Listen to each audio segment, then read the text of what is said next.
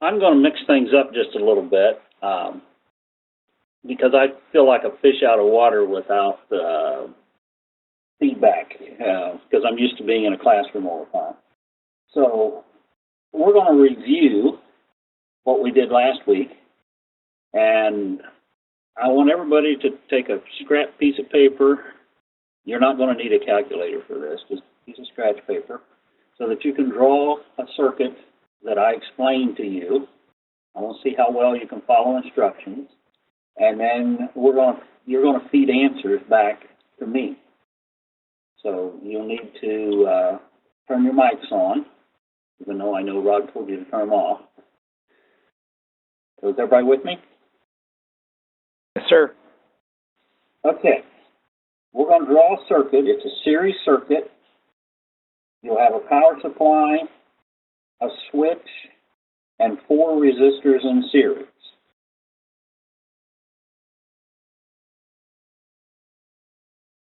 Okay, R1 is 1K, R2, 1.5K, R3, 500 ohms, and R4, 3K.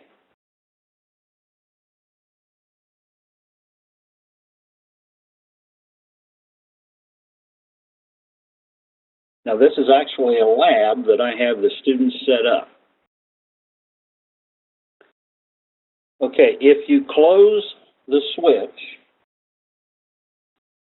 let's determine what our current flow would be. What would our current be? Well, first we need to find the total resistance. So what's my total resistance?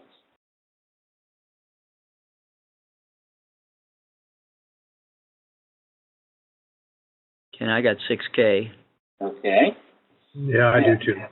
Did you give us a voltage? Yeah, if you're looking for answers, we can tell you that. Okay, now 6K. the current then would be what?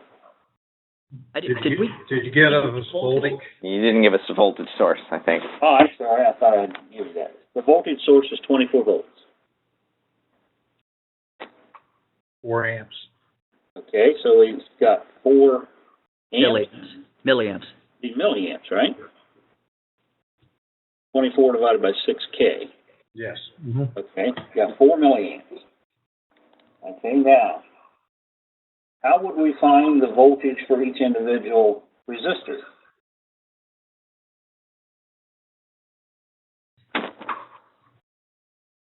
Just apply Ohm's law to each individual one, so it would be 4 milliamps times 1K would be 4 volts for R1.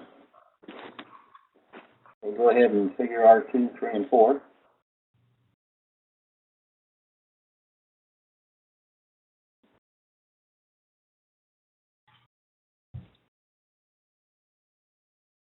Should come up with 4 volts for R1, R2, 6 volts,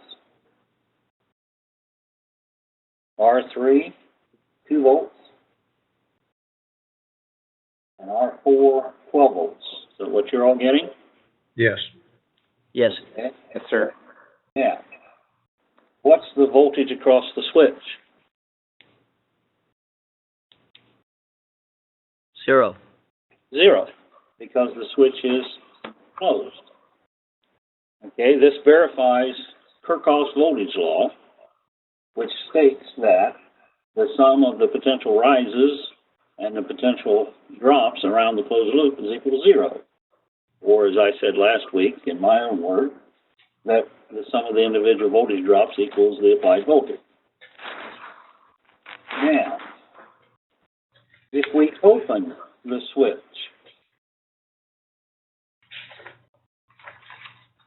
how much current flow do I have? 0. 0. So that means V1, V2, V3, V4 would all be 0. 0. And I have a 24 volt source. So where's my voltage drop?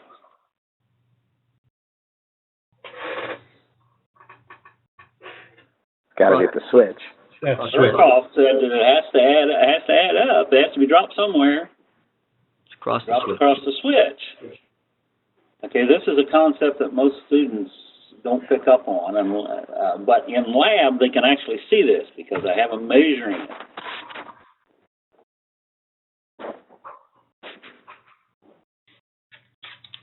And that brings up the idea of an open and a short.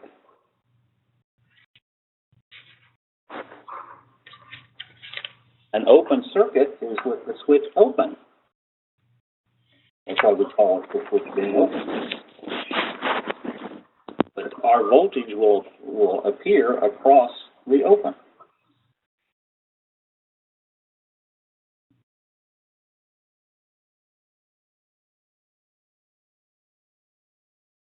Okay, any comments, questions? You know, Ken, just to share it with folks, that although it can be a little bit touchy, now here at Miami we have all electronic switches on the wall, which makes it more difficult. But we had standard single pole, single throw switches on the wall plate. Mm-hmm. I would literally take a meter into class. I'll take the plate off. I would take the plate off, and I would ask the students, okay, with this switch closed, if I put it across there, what will I see? And you know, I would go through a similar thing. Of course, it's a parallel circuit instead of a series in terms of what's going on, but Right. in terms of what your point about the voltage across a closed or open switch was pretty vivid. Mm-hmm. Most of them would say when the switch was closed that I'd see source voltage, 115 volts, but That's the answer I get with this all the time, that I'll have the 24 volts there. yeah. And I think that's one of the important things of lab, because, seeing it, picture's worth 1,000 words. So I'm a firm believer in using labs. Yeah, I agree. Okay. Are we ready to move on to parallel circuits, tonight's topic? Everybody up for that? Hey, Ken, before you start, up in the upper right-hand corner of your Adobe window there, if you click those square box, it might make your screen a little bit larger, that one right there. Not much. No, it didn't make it. By the way, for those of you on WebEx, if you look right above where Ken was clicking, you do have an arrow going diagonally. If you click that, it'll take his screen and make it your entire screen. So depending on size monitor you have or whatever, I mean, I can read what he's doing easily, but I know we talked a little bit about that last time. Okay, Ken, I'm going to go to mute. Thanks a lot. Okay. Okay, let's take a look at series parallel. And I have a circuit here. I think I can get it on there where we can see the whole thing.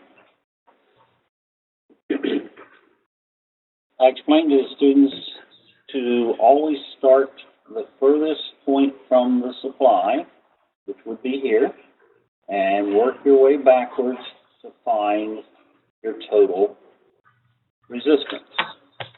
Now, remember from last week, series circuits, all we do is add up the resistance. In a parallel circuit, it's product over sum, one times the other divided by one plus the other one. And that resultant will always be smaller than the smallest one in the group, so you can check yourself as you're going along. Also, if they happen to be the same value and they're in parallel, you can take the value of one of them divided by the number of them that you have in your group. So let's find our total resistance of this circuit. And we start off, we've got 30K in parallel with 30K. That would give me 15K. And then I've got 15K in parallel with 15K. That'd give me 7.5K. Now that 7.5K is in series with 2.5 and 5. So when I add 7.5 plus 2.5 plus 5, I come out with 15K. So my total resistance of this circuit is 15K. Now, to find my current, Source current is equal to the source voltage divided by the total resistance. 150 volts divided by 15K is 10 milliamps. Okay, now notice on this circuit that I have labeled junction A and junction B. Now that we know the total current, or the source current, which I would have source current up to the first junction. Now that current's going to split, part of it this way and part of it here. Then when I get to this junction, it's going to split again, part of it here, part of it here. And then when we go around the loop, it's all back together again, and you have source current on this side. Okay? So, I'm going to use the current divider rule that we talked about last time. And the math is quite simple on this one because of the way the numbers fell. At junction A, we had source current coming in. That's 10 milliamps. We have 15K of resistance going down here. We have 15K of resistance looking back this direction. So obviously it's going to split evenly. So we've got 5 milliamp here, leaving with 5 milliamps going this direction. Okay, that goes over to junction B. At junction B, 5 milliamps coming in, 30K this direction, 30K over here, so it would divide evenly and be 2.5 milliamps. Okay. So my source current is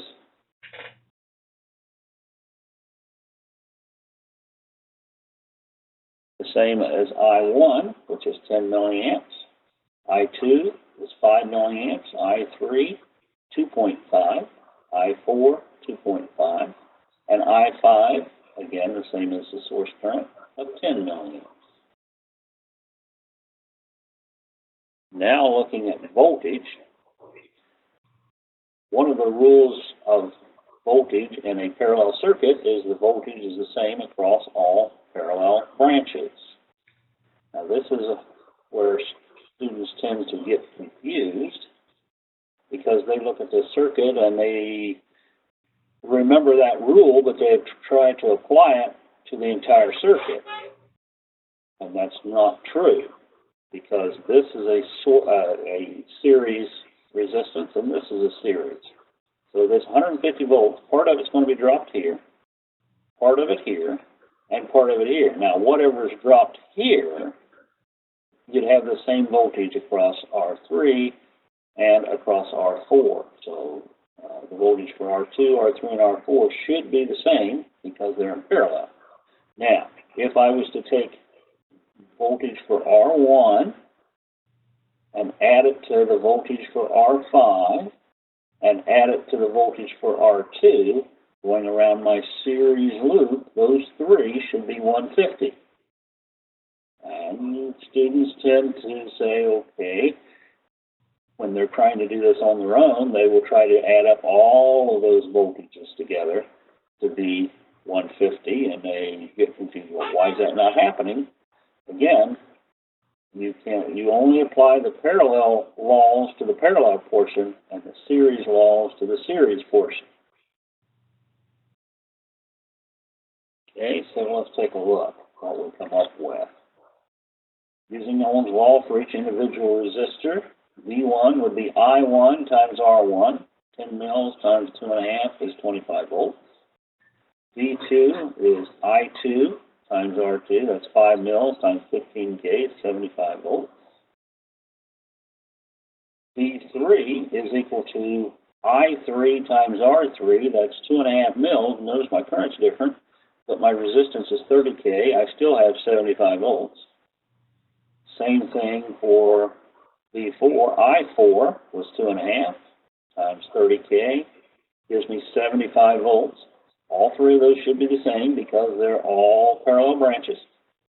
And then for V5, I have I5 times R5. That's 10 mils times 5K, 50 volts. Now, if I add 25 plus 50 plus 75, that's my 150, which is equal to my source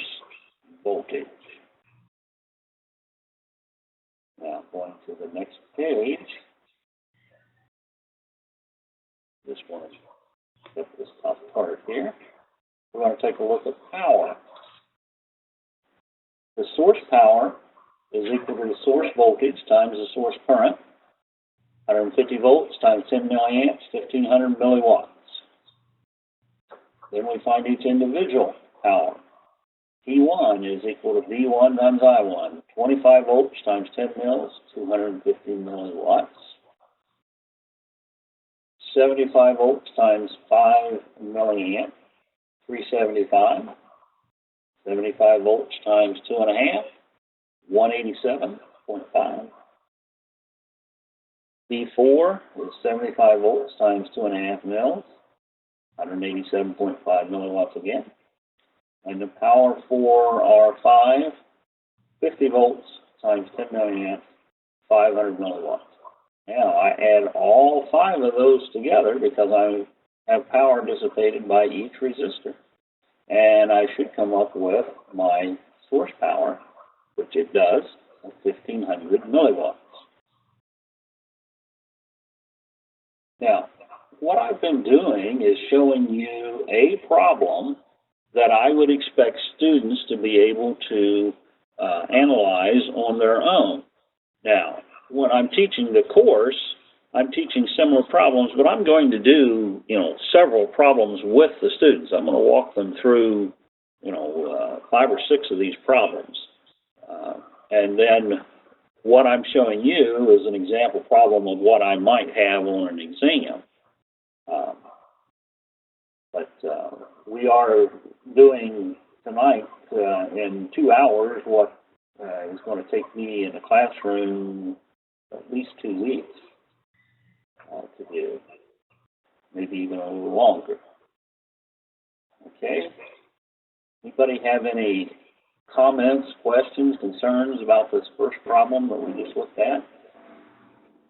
Ken, this is Mark Jackson. I do have a question. Uh-huh. So back at the beginning of this, and excuse me, my background's robotics and electronics. Okay. So when we're talking about series and parallel, one of the first things my students and really I don't have they're going to ask, okay, why do you have those 230? Why do you have those resistors in parallel? Why would you have a single resistor that does that job? Why would you even link things up like this? What is this representing? Well, those are the kind of questions. A resistor is a load, right? Right. These could be light bulbs. Sure. So you want more than one light bulb on the same circuit. So the lights are in parallel, just like they are in our home. Sure. So, I mean, you can relate it that way. Here we're just using a resistor, but it can represent a load. It doesn't necessarily have to be a physical resistor. And that's what I explain that to students as well. Sure. And relatively then, anything can be a load.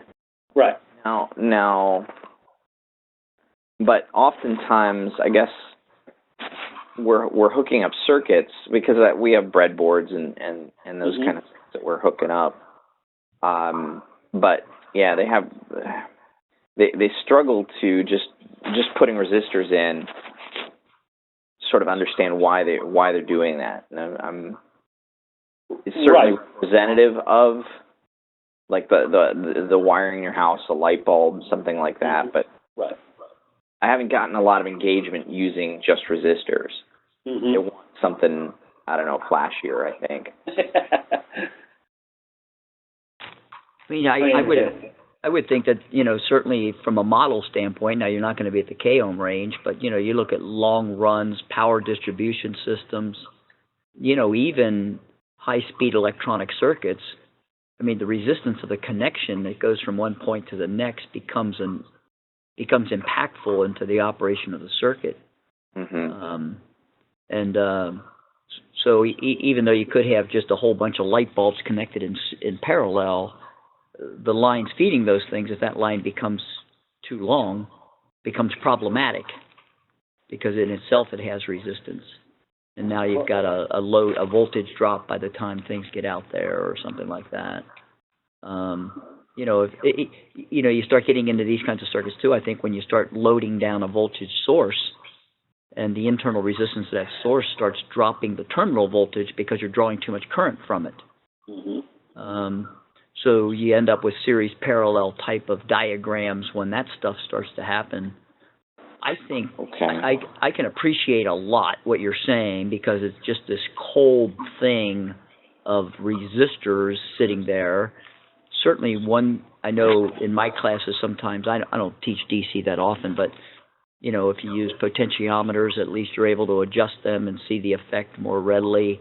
And like Ken said, certainly you can put, light bulbs and other kinds of loads in there instead of, I know I take this circuit, predominantly a parallel circuit, and I draw a simulation of what you might have in your household when you got your microwave and your toaster and your coffee maker and and Sure. then I have to go home and look up the ratings on those things and then come back and say, well, what would be the sort of the electrical resistance effectively of this thing based on its rating? And so I don't know.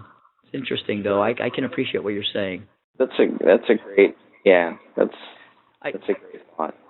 I do think that DC circuits and to a lesser extent probably AC circuits is just not a exciting topic. And there are people that are teaching these subjects. There's a guy at Columbus State, in fact, here at Miami as well, where they teach some of this stuff almost like a project-based thing. So they start off with stuff that students are building circuitry. And then after they're building the circuitry, then they come back and say, okay, let's analyze what's going on with this circuit. John was saying, and I'm not sure who was speaking, I think it was Mark was speaking, but John was saying he uses, I use light bulbs and DC motors on the breadboards with my students. They have visible outcomes and buzzers and things like that. They love the buzzers, and so good point, John. That's a great, so you're getting light and noise, and could even have some heat generating things as long as you're careful with it. This type of circuit would also be found in an electric motor. For example, you've got your windings which have resistance. Basically, if you've got a multiple speed motor, you've got multiple windings that you're bringing in and out, some of them in parallel with each other. And then if you're using resistance start for the motor, to get it started, you've got some series resistors in the loop to limit the current, which drops the voltage down on startup, and then as the speed picks up, then we drop out the series resistors to where we have them, everything in parallel. So when they go to the a little more advanced course, which is the third course that they take from us, they take DC, and then they take AC, and then they take what we call EM devices, which is motors and generators and motor controls and all of that. And we actually, when we look inside of a motor, we break it down to a circuit kind of like this. And we will represent it with a resistor. We realize that it's actually a winding, but because the winding has so much wire in it, there is some resistance. Now, obviously, it's not going to be a range, but we have resistance there. And we analyze what's happening inside that motor just like this. And, the core armature on that motor has to withstand a whole lot more than what you have at the terminal. And the same thing with the generator. The armature of the generator is actually generating more voltage than what's putting out at the terminal because of it has to overcome everything that's lost throughout the internal circuitry of the generator. Okay. I hope that all of that kind of answered your question. Yes, thank you. Okay. Anybody else have a question?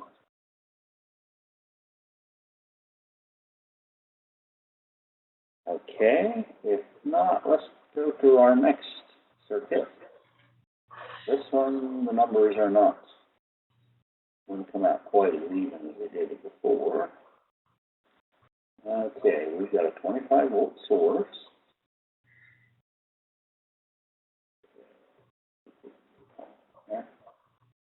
Okay, here's 2.5K, R2 is 5K, 3K, 6K, 3K. Again, we're going to start the furthest from the supply and take these two and find our total resistance. You got 3K in parallel with 6. Product over sum. 3 times 6 is 18 divided by 3 plus 6 is 9. 18 divided by 9 is 2. The resultant should be less than the smallest of the two, which it is. So we've got 2K here. Now, that 2K is in series with R3, which is 3K. So all of that right there, all of that, would then be 5K. Okay, that's what's right here.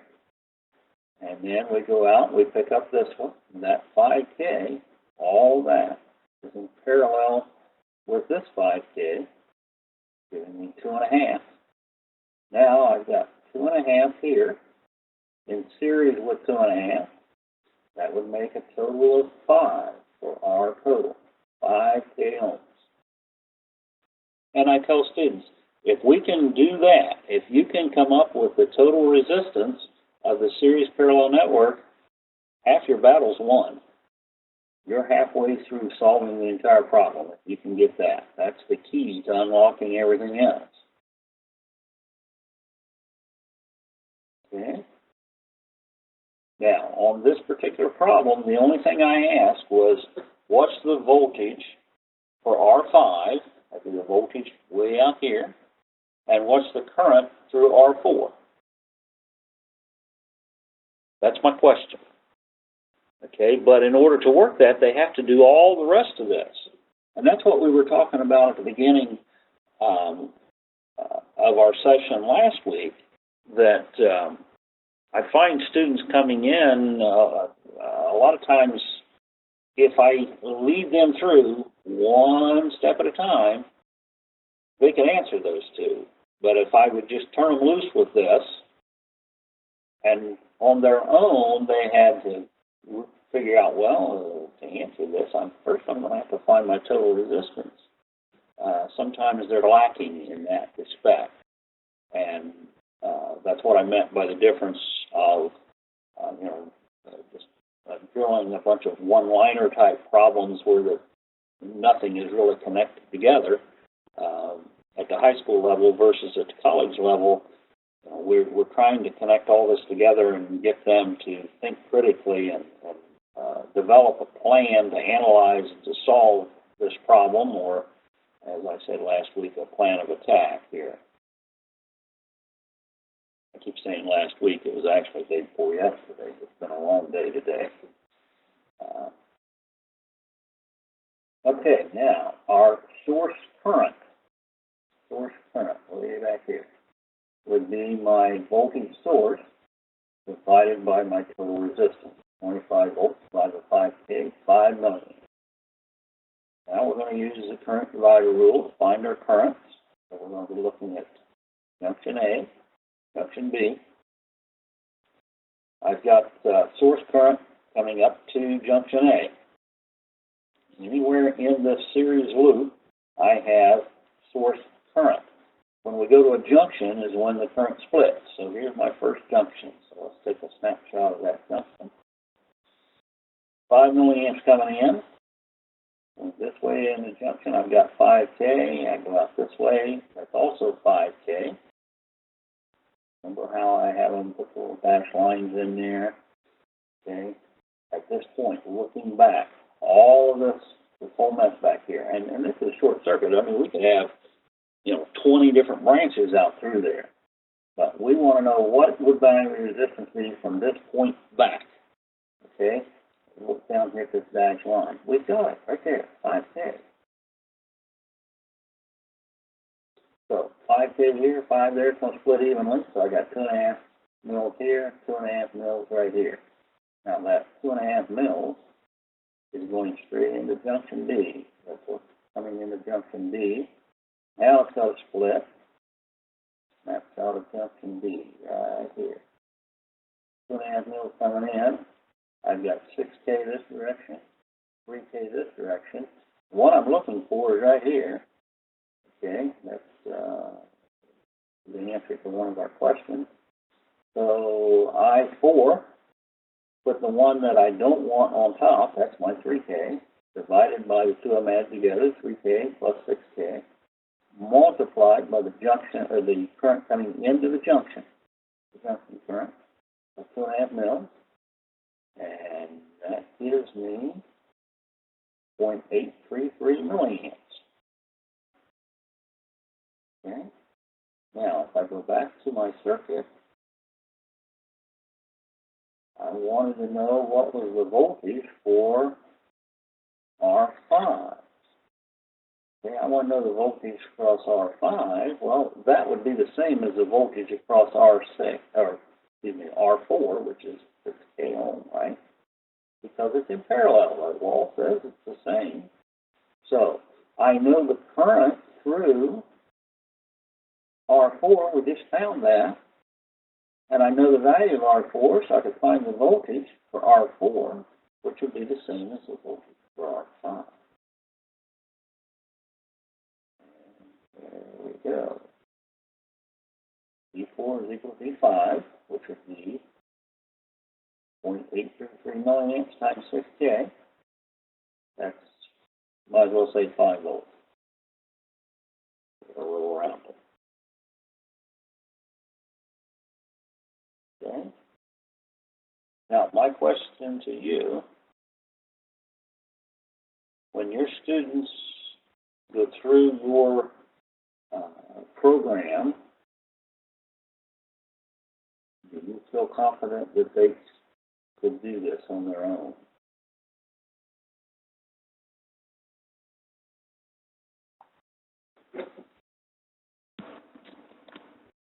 Four out of 16.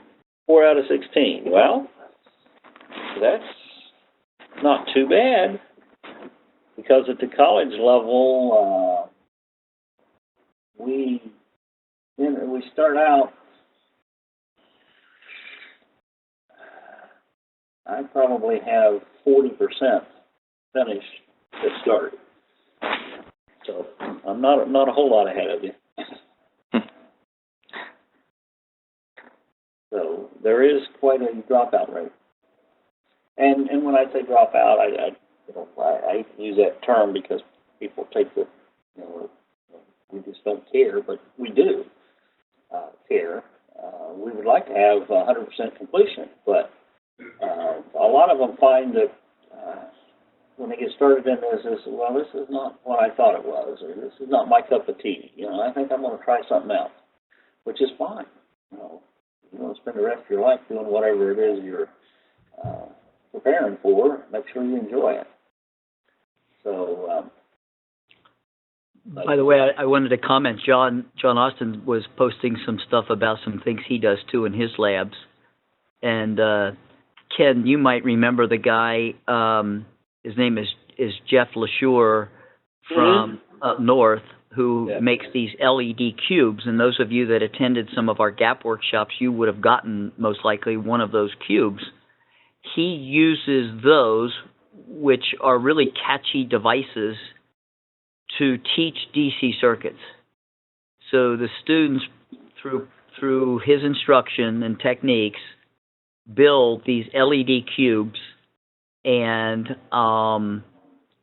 incrementally, it takes them many class periods. I mean, maybe even a full month or two to do this. But along the way, he teaches them about loads, Ohm's law, series circuits, parallel circuits. Obviously, they learn a lot about the different color LEDs and the resistors you need to, and the voltages you need to fire them and stuff like that. So it's and I can share with some of you his email if you're interested to email him. But if you go to www.awesomecube.com, I think is his website, awesomecube.com. He's got information out there. He's a neat guy. Thank you. Yeah, and keep in mind, we talked a little bit about this last time that we met.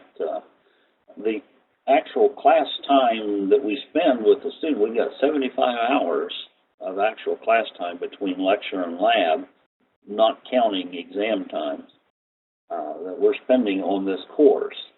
So, each of these topics that we're spending an hour to hour and a half with, we're spending a whole lot more time with that in the class, but this is just trying to give you a snapshot of what we're trying to achieve in that classroom. Okay, now, take a look at this next one, and I start with just this circuit. And I tell my students that we're going to work this in class, but they're going to do all the work. And I tell them, you don't need a calculator, you can do it in your head. Every one of you sitting there can tell me what is the total resistance and the source current for that whole network. And I get a lot of deer in the headlight looks when I tell them that. Now, that's obviously not the first circuit that we start with. This is one of the later ones that we do. And this is what I use in a review session for a midterm exam that would be over series parallel circuits, that they can work through this. Okay, and that's what we're going to do tonight. Just like we did that little drill at the beginning, I'm going to have you work through it. Now, what we're going to do, we're going to start, this is in 3 dimensions, but I see a series parallel network right here with a voltage source of 12 volts right here. Okay. I see another circuit way out here.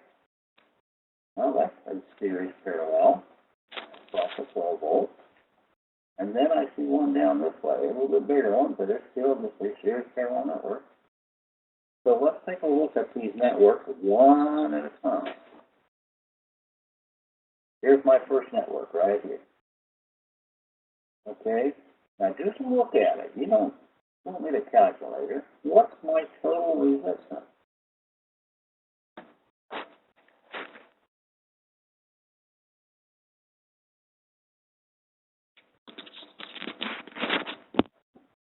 Are those in K ohms? No, they're just in ohms. Okay. 3.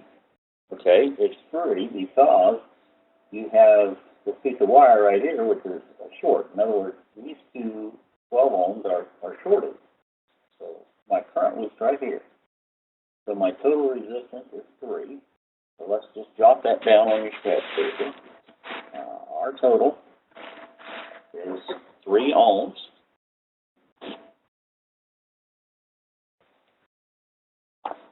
Okay, now, what would be my source current for that little part of the circuit? Source current looks like 12 volts. Well, the voltage is 12. The current would be 12 current, volts. sorry. You said it. 12 volts divided by 3 ohms would be 4. 4 amps. Okay? So we've done that one. Okay, now let's go on down to the next one. Okay, now we're looking at this one right here. So my total resistance right here. 2 parallel with 2. And in series with 1. 3. Well, I come up with 2 in parallel with 2 would be 1. And then 1 in series with 1 would be 2.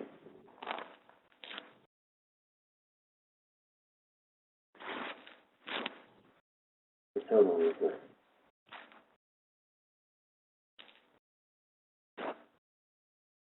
Everybody okay with that? Here we can do product over sum. 2 times 2 is 4, divided by 2 plus 2 is 4. 4 over 4 is 1. Or I can take the value of one of them, which is 2, divided by the number of them, 2, still come up with 1. So it's parallel with 1. in series with 1 is 2. And then 12 volts divided by 2 ohms is 6 amps for my current. And if we read the problem way up here, we determined there's the source, the current, and then R4, R6, and R10. R4, no, R10, this one. That's actually source current because it's before this junction. Ken, you just got really hard to hear. Yeah, you Okay, were pretty is that better? muffled, Ken. Okay, Yeah, is that better? now. Thank you. Yeah. Okay, I had my head turned, I'm sorry. Okay, if we look at our circuit, just this branch right here, I-10 that it's asking for is the current through R10 right here. Well, that would be the source current for just this part of the circuit. Here's my 12 volts, and just this leg of the circuit, which is the one we were just working on.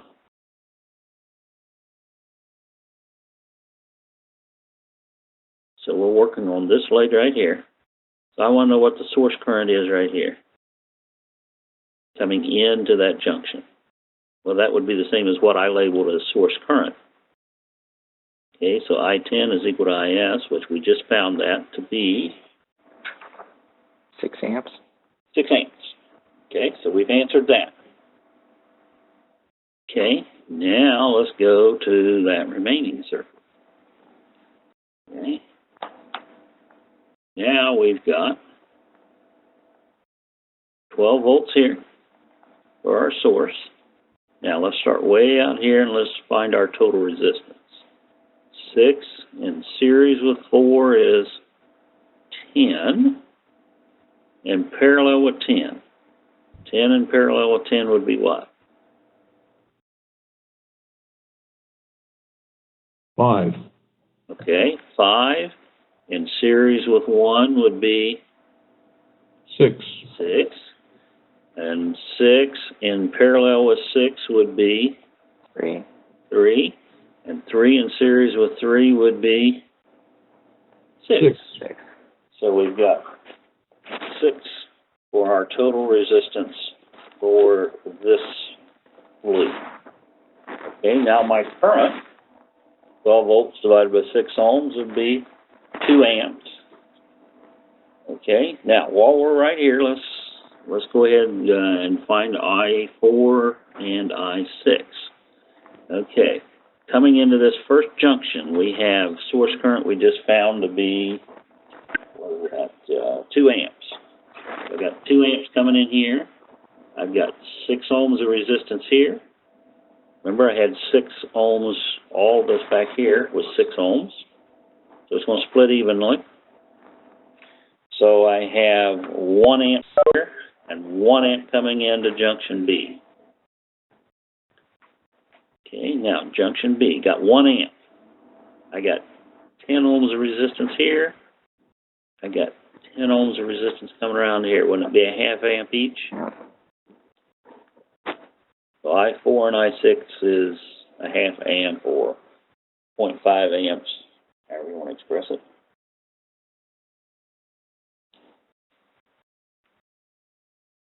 Okay, now let's put it all together. Now I'm going to go back up here, and here is my total. Okay, I'm going to take my source, and this circuit right here, this leg, is represented by this resistor. Okay, now I come over and pick up this one. All of this is represented by this resistor. And all of this is represented by the last resistor out here. Okay, so we've already found the total resistance of each one of those legs. That first one, we said the total was 1 ohm. And the next one, our total was 2 ohms. And our next one was 6 ohms. The first one was 3 ohms, correct? Yes. Okay. I think I had, well, I said 1, didn't I? No, it's... Yeah, it's all right. Yeah. I'm looking at the wrong place. Sorry. So you had 3 and 2, and 6. So I've got 3 resistors here in parallel. Okay, see, if I take the 3 and the 6, 3 times 6 is 18, divided by 3 plus 6 is 9. That gives me 2. And then 2 in parallel with 2. These two together was 2. In parallel with that one is 2. That gives me 1. So my total resistance of all of this, of the entire network, is 1 ohm. And then my source current, 12 volts divided by 1 ohm, is 12 amps. Now let's look at my individual branch currents. What was the current through this one? Well, that first current that we found right here, we said was 4 amps. And for this one, we said was 6 amps. And for this one down here was 2 amps. 4 plus 6 is 10, plus 2 is 12. That's the same thing we just found up here. So our individual branch currents must be the same. The source current is equal to the sum of the individual branch currents.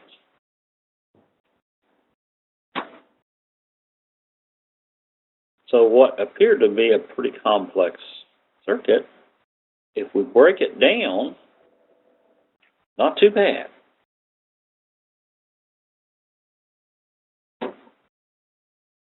Now, how many of your students could tackle that?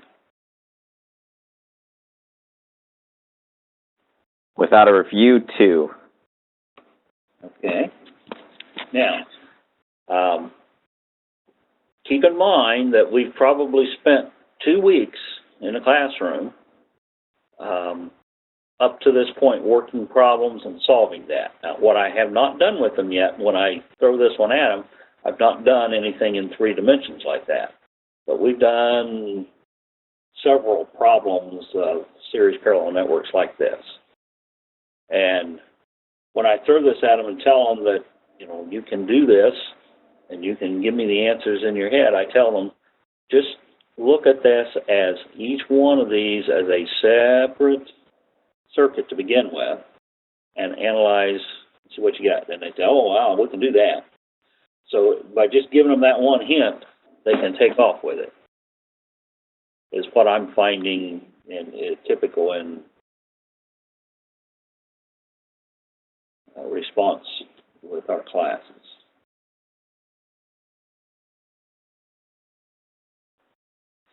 And again, the purpose of having these workshops is to help you at the career tech centers and the vocational schools, whatever you call yourselves now, that you have a feel for what's expected at the college level, because that's what you're actually teaching when you're teaching a CTAG course. Because once the student receives credit for that course, then that's going to be accepted at the college level as the DC course. So we have to make sure that they are able to perform the same as the student that goes through the typical classroom here at the college, whichever one it may be. Okay. All right. Any questions on series parallel? That completes that, and we're going to be ready to go into another topic.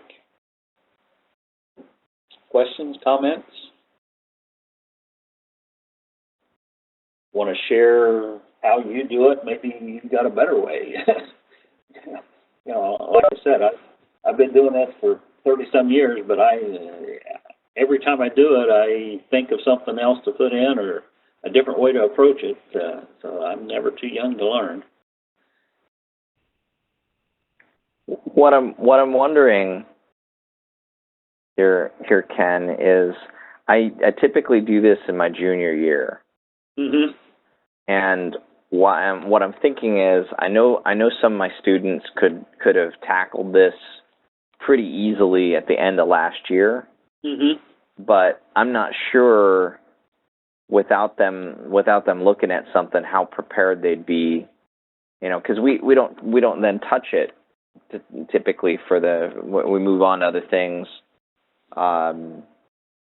So I'm wondering, I mean, obviously I can give them a review if they're serious about going into this. I could show them videos, even this video, and say, look, this is the kind of thing that you're going to be expected to do. Look at it. This is what you have to be fluent in. And I have a couple of them that I think would do that. I guess my thought, though, or my question is, if I'm giving them credit at the point that they're done, that they've completed that course, and then we wait a year, are they really ready to go to take one of these classes at a college, or do they need? I would think they'd need a review. I know I certainly would want one.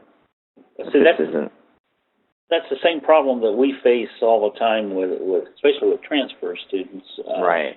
And a lot of times we'll have students that they may come in and they take the first year, which would give them the DC and then the AC, and then they would get into motor controls course, and then because of whatever reason they have to drop out of school for a year or two, and then come back.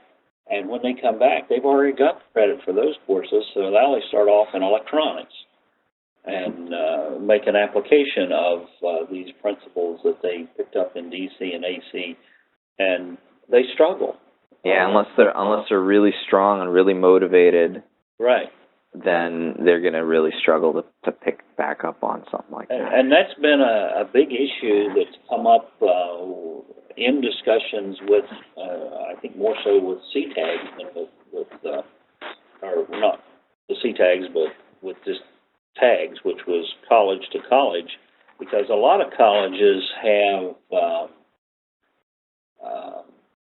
whatever they refer to it as, it amounts to the age of the credit.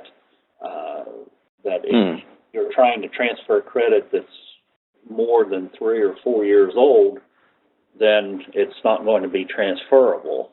And in some institutions, it didn't matter. You could have took the course 20 years ago, and if you got credit for it, it's still transferable. And that was a big hurdle that we had to come over to make sure that we keep everybody current, because,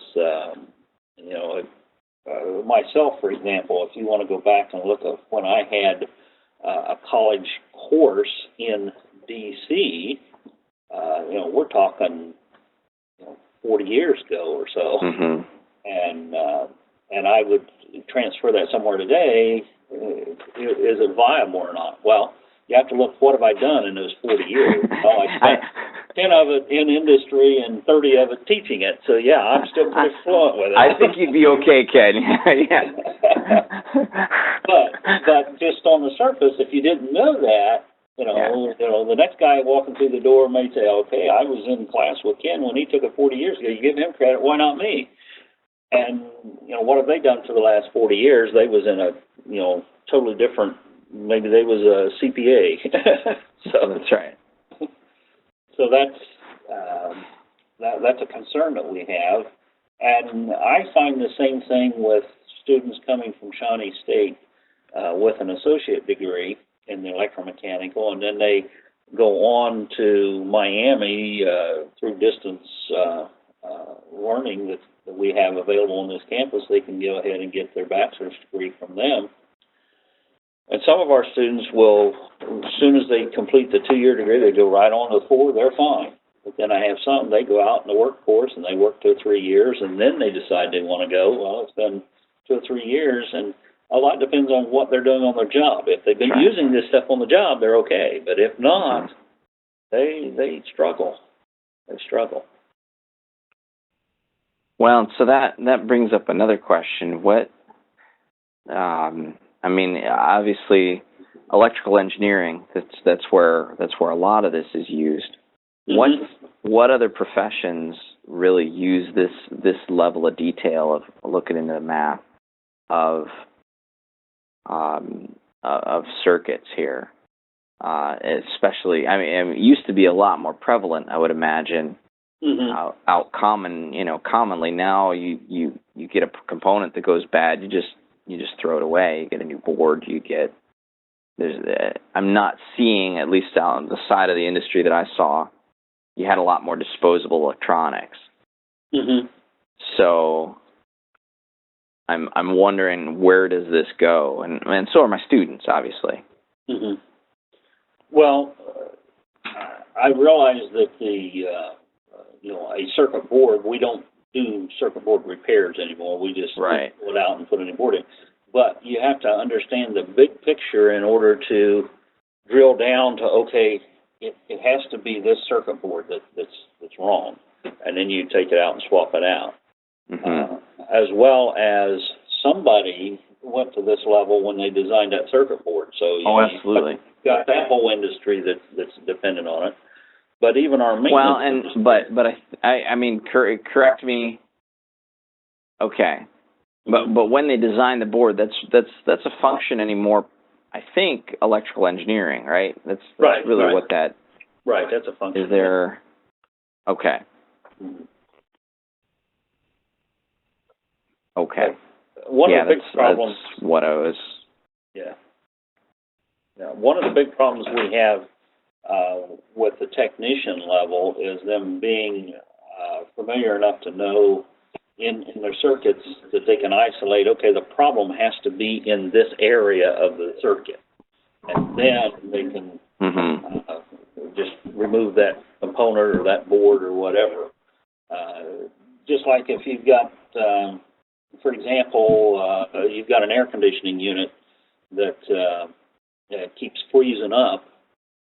If you know what the refrigeration cycle is, you know that you have to have air coming across that condenser in order to remove the heat out and the exhaust side and supply the cool air to the side you're trying to cool. And if there's no leaks and the refrigerant hasn't leaked out of there and your compressor's running, then for some reason you're not getting airflow through there. So then you start looking, okay, the fan for the airflow, it's just humming when it kicks on. Sure. It's not actually turning. Well, what's wrong?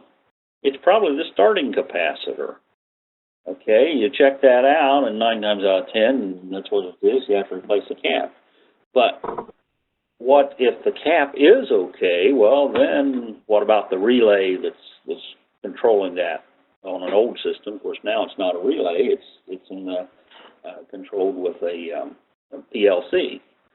Right. So, they have to keep working their way down, but to do that, they have to understand the circuits. If you didn't know anything about motors, motor control, you didn't know anything about refrigeration cycles, what do? You call the AC guy and have him come in. And I mean the air conditioning guy, not the alternating circuit guy. Right. And okay. That's great. What we're trying to get. So. Yeah, that's good information. I mean, I think of my class as mostly a college prep. More so than a technician level. I'm trying to move the direction a little more toward engineering. Yeah, that's what I meant. So this moves toward electrical more, and obviously electromechanical, right? As that's getting more prevalence today. Yeah. But okay, no, thank you. Okay. Yeah, that's what I was referring to last week when I said it takes a kind of a mindset change on your part as to the level you're trying to teach to. And it goes right along with that. Okay, right. I think I've only we can move on. I've only been doing this 2 years, so I'm trying to wrap my head around it all. Well, it my sounds second like year. You're doing pretty good here. Okay, well, let's take a look at bridge networks, and In doing bridge networks, we're going to be looking at converting from Y's to a delta. Let's look at this first circuit. And right here, I've got a typical bridge network. Okay. Now, this is used in instrumentation and control. It's very prevalent. And we'll talk about that in just a few minutes. But this bridge right here, if this is a balanced bridge, then R1 over R3 has to be equal to R2 over R4. That doesn't mean that the pairs are the same, but the resultant has to be the same. So if I take the value of R1 divided by R3, and then I take the value of R2 divided by R4, if those two are equal, then the voltage and the current, there'll be no current flow through R5 nor voltage dropped across R5. So analytically, we can just take it out of the circuit. So if analytically we can take that out of the circuit because it's a balanced bridge, look what I have. These two resistors in series, these two in series, this group in parallel with this group, in parallel with this one, and then all of that in series with this one, this one. I've converted it down to just a simple series parallel network. Okay, now, where would this be used? Let's suppose that we want to make a digital thermometer. Okay, we would replace one of these resistors. Let's just say we're going to replace R4 with a thermistor, which is a device that the resistance changes with temperature change. Well, in actuality, any resistor will change a little bit with temperature changes, but this particular device magnifies that change. So just a little bit of temperature change gives me a whole lot of resistance change. So I put a thermistor in there. Okay, now, that thing has to be calibrated at some specific temperature. Typically, you'll set it at 20 degrees centigrade, which is roughly 70 degrees Fahrenheit. Okay, and at that point, you want it to be nulled so that I have no current flow through here. So what I need to do then is put a potentiometer over here, and that's going to be my null adjustment. So then I would physically have the thermistor at the calibration temperature, and then I would measure current or voltage here, either one, doesn't matter, but I measure that and I adjust this to get it to null. Okay, and what that's going to do, that's going to make this resistance to this leg the same as the resistance to this leg. Now, at that point, I would have R1 equal to R2, so that's the same up here. And whatever this one is, I just adjusted the calibration plot to equal that one. Okay, so now I have a balanced bridge, because this over this would equal that over that. I have no current flow, and I have no voltage drop here.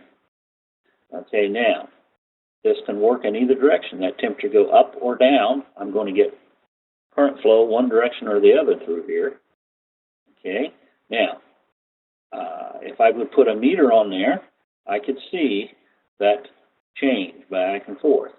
Well, a meter could be a digital readout, and we can make that digital readout to read whatever. It could be volts, it could be degrees centigrade, degrees Fahrenheit, whatever we want. But that's how we make a digital thermometer. And that's what I explain with the students. That's where I start with that. Okay. Now, how do we calculate our current and so forth? How would we analyze this circuit, or in this case, how would we find my total resistance of this network here if it's not a balanced bridge? Well, we have two types of circuits. We have a delta and we have a Y. Okay, I can convert a delta to a Y or a Y to a delta analytically. But if I look here, I've got a delta here. I also have a delta down here. Okay? Now, before we go any further, let's ask for any questions or comments.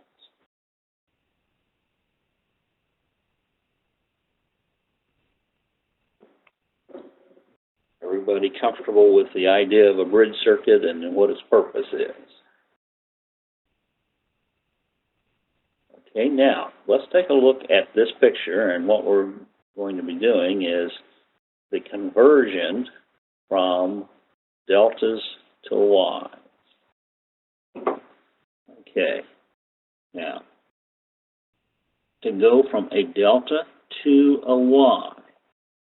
Okay, so we have the delta, and I'm wanting to convert it to an equivalent y circuit. In order to find R3, that'd be this one right here.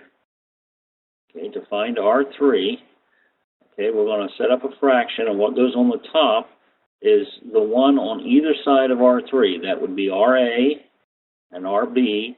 Multiply those two together, the values of them. We're talking about the resistance values. Multiply those two together. Okay, now divide it by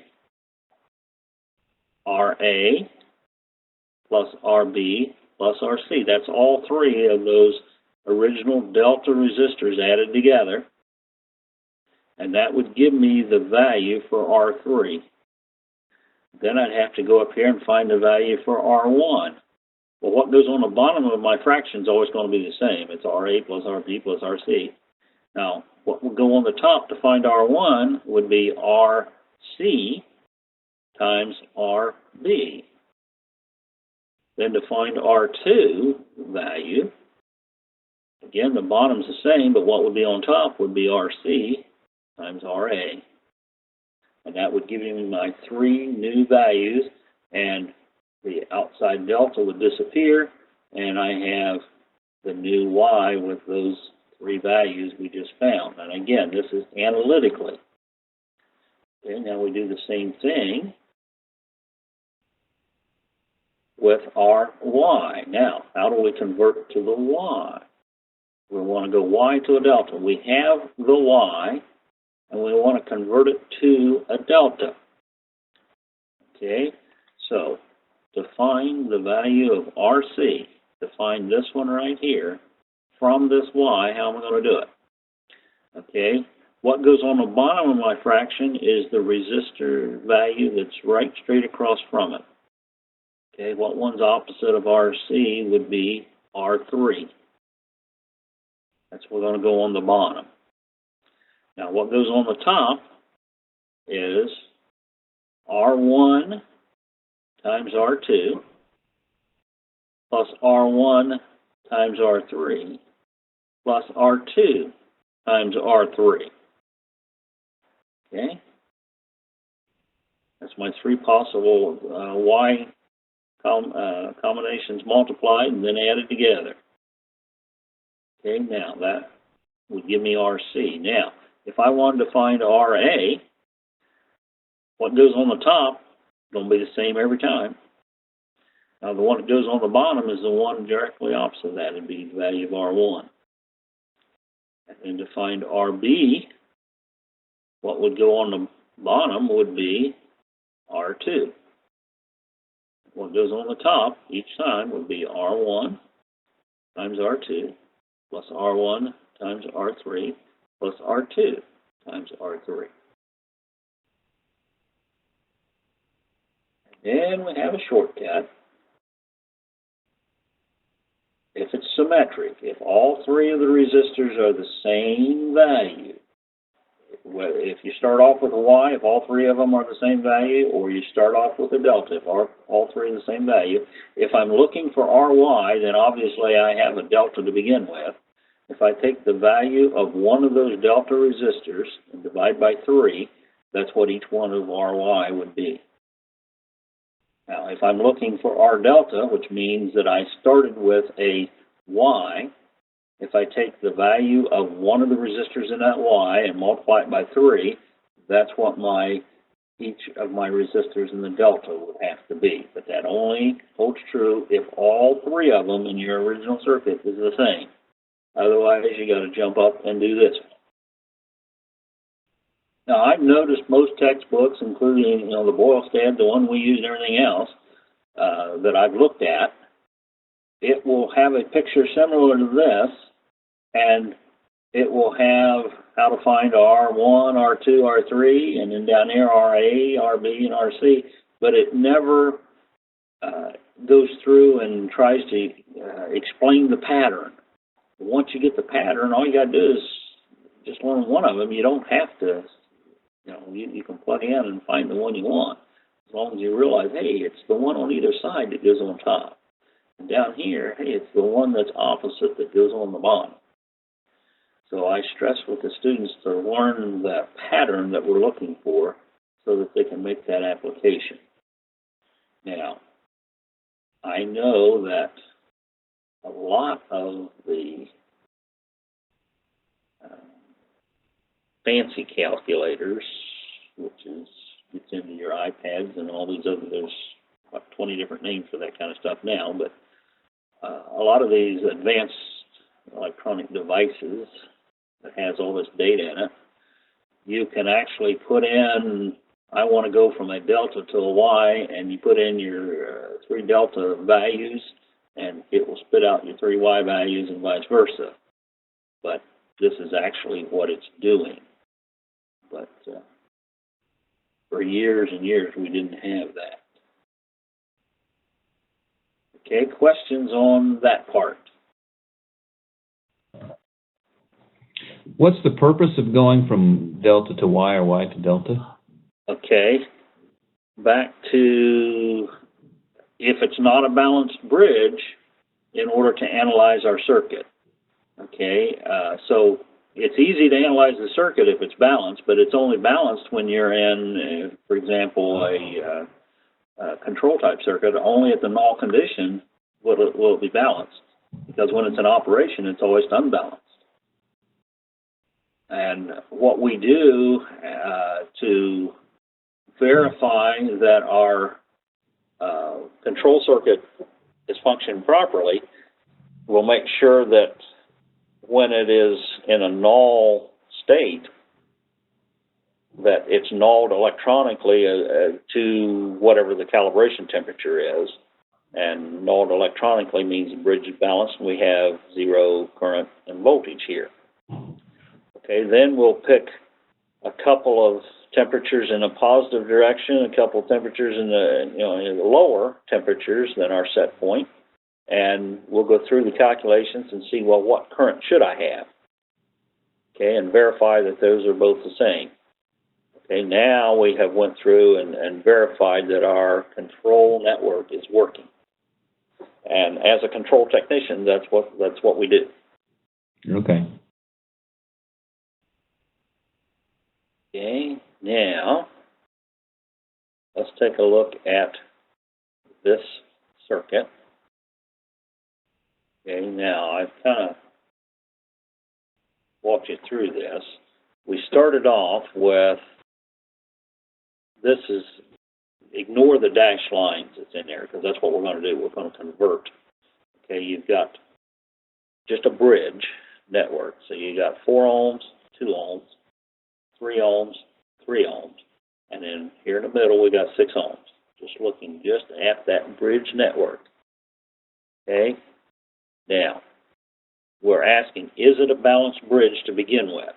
4 over 3, is that equal to 2 over 3? Well, obviously it's not. So it's not a balanced bridge. So now to analyze this circuit and find the total resistance, I'm going to convert this bottom delta to a Y connection. Now, when I get that accomplished, here's what my new circuit would look like. Okay, the 4 ohm and that 2 ohm at the top, I'm not going to do anything to that. I'm going to keep it right where it was. Now, this bottom delta, which was the 6 ohm, the 3 ohm, and the 3 ohm right here, I'm going to make a Y out of that. So those 3 resistors will disappear, but I'm going to have a R1, an R2, and an R3. Now look at this picture. There's R1, R2, and R3. Now we look at this. Oh, that's easy to work. Those two in series, those two in series, this group in parallel with that group, and then all that in series with that one. We're right back to a series parallel network. Okay, this is another application of where we use a series parallel network when we get into control circuits. Okay, now to do our conversion here. Okay, first let's look at R3. What's the value of R3 in our Y right here? Okay, and we're converting from a delta to a Y. Okay, so R3, the one on either side, is 3 times 3. That's 9, divided by the 3 of them added together. That's 3 plus 3 plus 6. That's 12. That's 0.75 ohms. So this one's 0.75. Okay, now R2, that's this one up here. The one on either side, 3 times 6 is 18, divided by the 6 plus the 3 plus the 3. That's 12. That's 1.5. Now when I look at R1, I end up with the same thing. 18 divided by 12 is 1.5. So two of those ended up being the same value, and one was different. But look at your original delta. Two of them was the same value, and the other one was different. Okay, so now let's plug in. Here's R1, R2, and R3. Now, when you label these, you got to make sure you're putting the right value with the right one. There's 1.5 ohms. There's 1.5, and here's my 0.75. Okay, so now let's look at finding my total resistance then. We have 2 plus 1.5, that's 3.5. Over here I've got 4 plus 1.5, that's 5.5. So I've got 5.5 in parallel with 3.5. 5.5 times 3.5 is 19.25. Divided by 5.5 plus 3.5, that's 9. That gives me 2.139. Now check yourself. You did a parallel group here. You had this and this one. You had 3.5 and parallel 5.5. That should be less than the smallest, which it is. So I checked myself as I'm going along. Okay, so now that 2.139 is in series. All that is in series with the 0.75. That gives me 2.89 for my total resistance. Okay, now, of course, we don't know what else is out here. It could be a power supply. If that was true and we knew the source voltage, we could find our current and so on and so forth. Okay, we were just looking at resistance to begin with. Okay, questions, comments up to this point?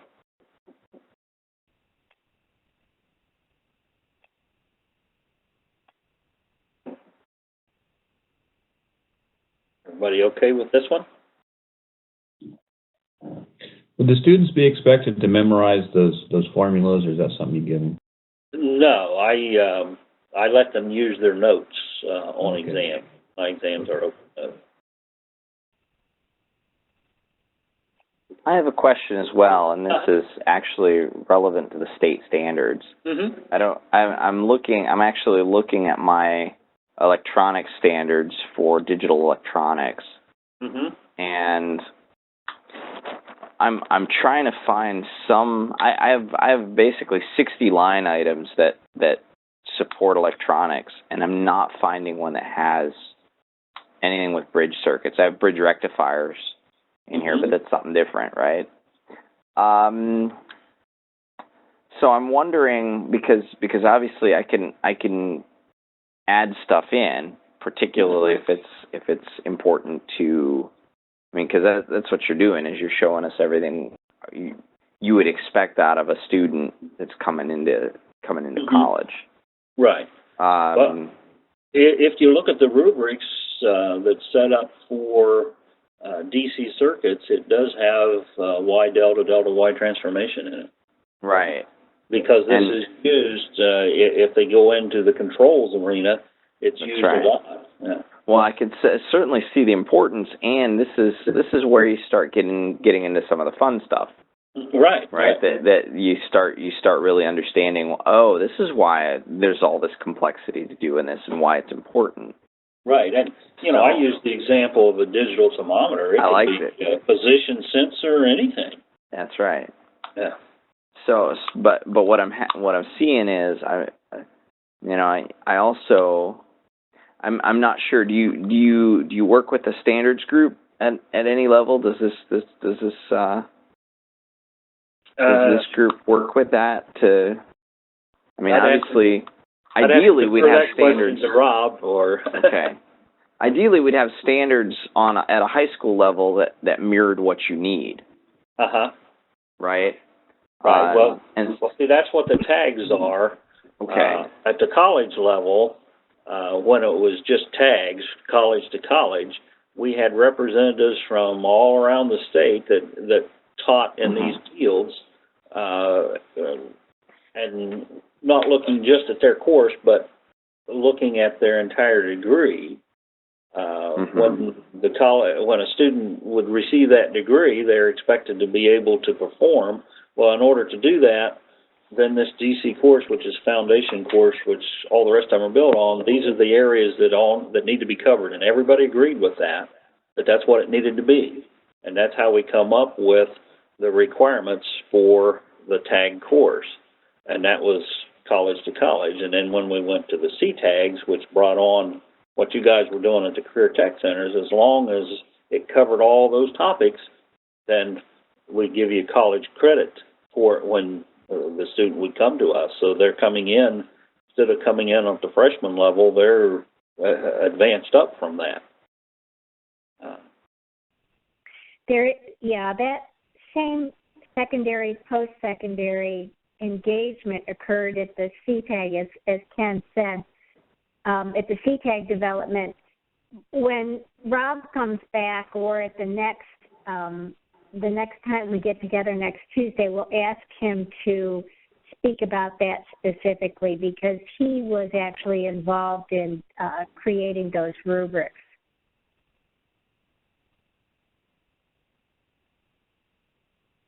Okay, does that answer your question? Yes, it does. Thank you. Okay. Okay, let's go on to another circuit here. Okay, and here's my circuit. We have a bridge circuit, and then we have a little bit more of the circuit out here. You've got R8 is in parallel with the bridge. Well, you've got R2 in series with it to begin with, and then R8, then R1, R9. So we've got a series parallel network with this bridge hanging out here on the end of it, and then we've got our voltage source, which is 100 volts. Okay, all R's are 10K ohms each, so every one of them is 10K, and we are to determine I for R8, the current through R8. That would be my current right here. Okay, so let's take a look at now I'm going to work this two ways. First, I'm going to work it as a balanced bridge method. So in other words, is this a balanced bridge? That's what we're asking. Well, if every resistor in there is 10K, then obviously 10 over 10 is equal to 10 over 10. So yes, it's a balanced bridge. So R5 is not included in the network analytically. Okay? So since it's not included in the network, let's find our total resistance. Okay. So we've got R4 is in series with R6, 10 plus 10 is 20. And then R3 is in series with R7, 10 plus 10 is 20. Then 20 in parallel with 20, we're at 10. Okay, then that 10 is in series with R2. 10 plus 10 is 20. So now all of this mess back here is 20. And it is in parallel with R8. So now we got 20 in parallel with 10. Product over sum. 20 times 10 is 200. Divided by 20 plus 10 is 30. That's about 6.67. Now, check yourself. It should be smaller than the smallest in the group. Well, that's smaller than 10, so we apparently did it right. Okay, now we take that one. We take all of this in series with R1 and R9. So we have 6.67 plus 10 plus 10 would be total resistance 26.67 K ohm. Then I could find my current, source current, 100 volts divided by 26.67 is about 3.75 milliamp. Okay, now I want the current here. So we're looking at a snapshot of this junction, looking for the current going this way, and I just found the current coming into the junction. Using the current divider rule,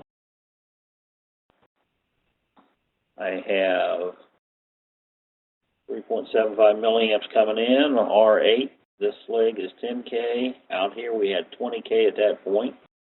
So to find the R8, or the I8, to find the current through R8, put the resistance value that I'm not looking for on top, 20K, divided by the 20K plus the 10K, times the current coming into the junction, 3.75 mils. That's about 2.5 milliamps for the current for I8. Okay, that answers the question we were looking for, the current through I8. Now, I'm going to solve it converting, even though I know that it is a balanced bridge, but I'm going to do it the other way anyhow. We should come up with the same answer. So I'm going to convert this delta to a Y, and I'm going to come up with a circuit that looks like this. Okay, now it's a symmetric delta. That delta at the bottom that was there is symmetric, so I can find the R values by taking the value of one of the delta resistors, which was 10K, divided by 3. That's 3.33K each. So now let's redraw our circuit. All the rest of it's the same as it was before. These two are the same as it was before, but now this lower delta turns into this Y, each one of them being 3.33K. Okay, now let's find our total resistance. Here's our 10 plus 3.33, that's 13.33. Same thing over here. Okay, now we take the 13.33 in parallel with 13.33.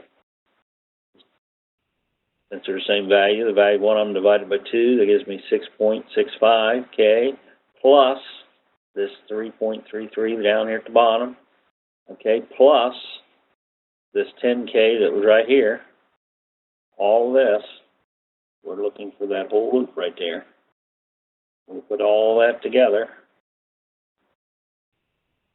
we come out to be about 20K, with some slight rounding there. Okay, so now that 20K is in parallel, all of this is in parallel with what was R8, which was our 10K. 20 in parallel with 10, that gives me 6.67, and then that is in series with this one and this one. Okay, so 10 plus the 6.67 plus the other 10, that's 26.7. 26.67, that's the same thing we had before. Okay, so either way, we're just showing that the two are the same. Now, let's look at how we find the current I8. Okay, now what we did before, we used the current divider rule, and we took our source current, and then we would come out here and use the current divider rule of junction A and found the current through this. using current divider rule. Okay, now that we have these three right here, there's a series circuit. I got 100 volts here. Okay, I know my source current. Okay, so I could find the voltage drop here. Then I could find the voltage drop here. And if I took 100 volts minus that voltage drop minus that one, whatever's left has to be this one. And once I had the voltage here and the resistance of it, I could find the current.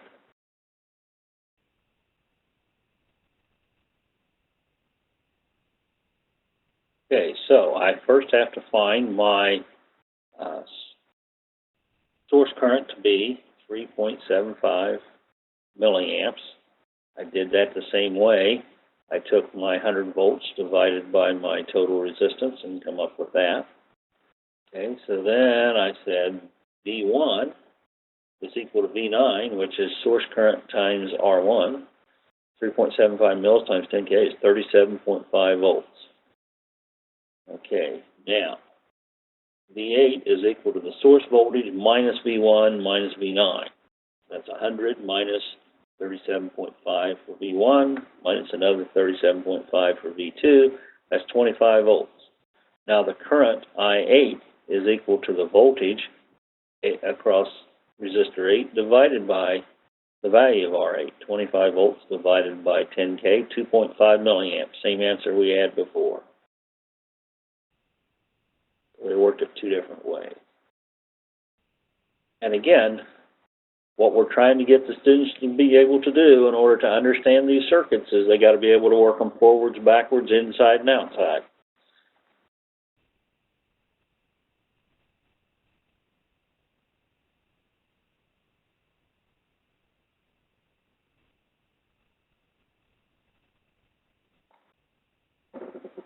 Since Rob has been sending this to you in your email as an attachment, feel free to make yourself a hard copy of it, and then you've got these notes, or store them in your files. However you want to handle those is fine, but they're free for you to use.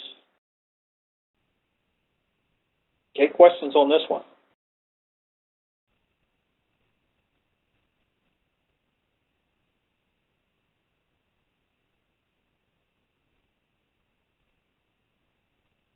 Are you all still there, or did I put you to sleep? No, thank you. That was good. Yeah, I'm still here. You didn't put me to sleep. Good, good. I don't want you nodding off on me. Need to hear an amen every once in a while. Absolutely. Okay, any other questions or comments?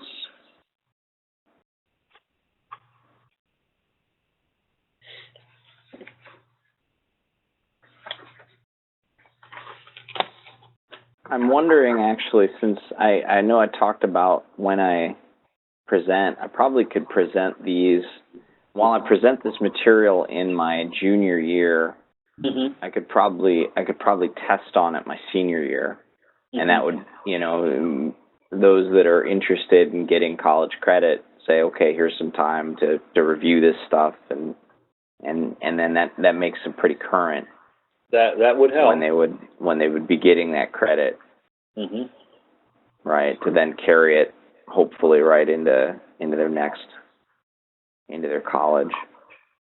Because in the AC course, which is the one that follows this one, basically we're doing the same thing, only now we're going to be having an AC voltage source rather than a DC, which then you get into phasor analysis mathematically, because you've got your current waveform and your voltage waveform, and in order to get maximum power out, you have to have them in phase with each other. But in reality, a lot of times they're not exactly in phase, so you have to keep track of your phase angles. But as far as analyzing a series circuit, analyzing a series parallel, analyzing a bridge circuit, and converting Ys and deltas. We're expecting them to already know how to do that part, so now all we're doing is the phasor math part of it applied to this. But understanding how to do this, that we assume they already have. They have already gotten. Yeah. Now for your AC, because you talk about some other classes, and I go back to my standards again. Mm-hmm. I have a lot of AC as well that I'm covering. How many hours is your AC class? Is that 75 as well? Yeah, it's I'm same assuming. as this one. Yeah. Because ultimately my course code is digital electronics, so we go all the way where we start doing digital logic gates and programmable logic devices and right. I'm picking keywords here off the standards, and so I'm expecting that's even yet another course. Yeah, typically another 75. At the college level, students, they're going to have a course in DC, a course in AC, a course in electronics, and then a course in digital. I mean, that's the 4 courses that they have. Then from there, after digital, a lot of times part of the digital gets into the programmable logic devices. But then they'll, depending on what area they're going into, if they're going into controls, then they're going to have a course in programmable logic controllers, and then a course in automatic control systems and control loops. If they're going to go into the motor side of it, then they'll have a course dealing with motors and motor controls. So sure, on which area they're going. But all of them start off with DC, AC, electronics, and digital. Those 4 are common about any institution that you look at. Mm-hmm. Well, and we're doing motor control. What happens is, and this is my worry. You have 75 hours in each of 4 courses. If I almost feel like I'm delivering a watered down version of all 4 of these. Well, just to meet all my state standards. Right, and that's been the problem all along with students coming from the career tech centers. They have a good background in all 4 of our courses, but they don't have enough depth in any one of them in order to get credit. That's right. And we know there's not enough hours for them to get credit for all 4.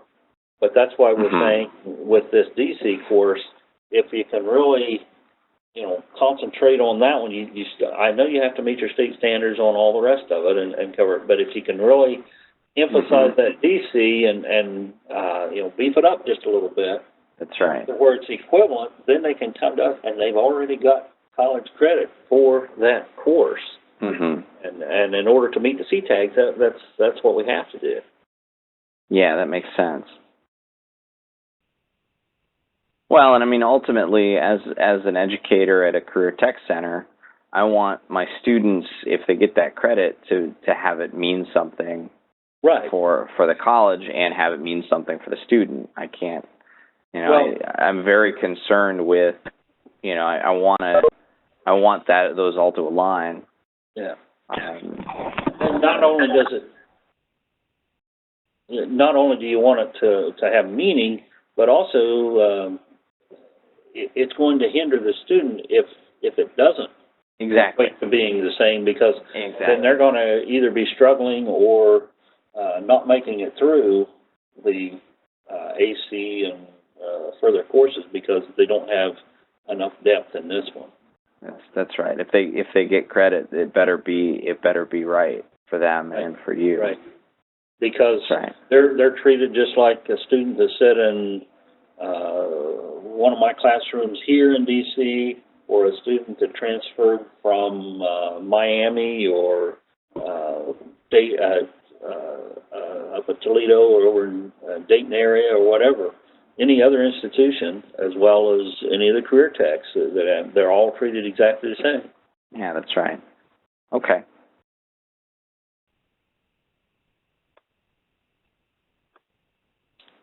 Okay, this is everything that I have prepared for tonight. I mean, we obviously can continue talking if you have any questions or comments. We've got about 10 minutes left. My topics that I'm going to be looking at for next week, and I'll be sending that out by Monday. You should have all of that. I'll see that Rob sends it the same way he did before. That way you'll have the handouts that I'm going to use as far as the slides. And we're going to be looking at source conversions, converting voltage sources to current sources and vice versa. And then we're going to be looking at mesh analysis. And then from there we're getting into Thevenin's theorem and maximum power transfer theorem. So we'll have a busy week next week as well. Excellent. Thanks for doing this again, Great, Ken. Okay, thanks. Thank you so much. Thank Thanks you to all very for much. participating.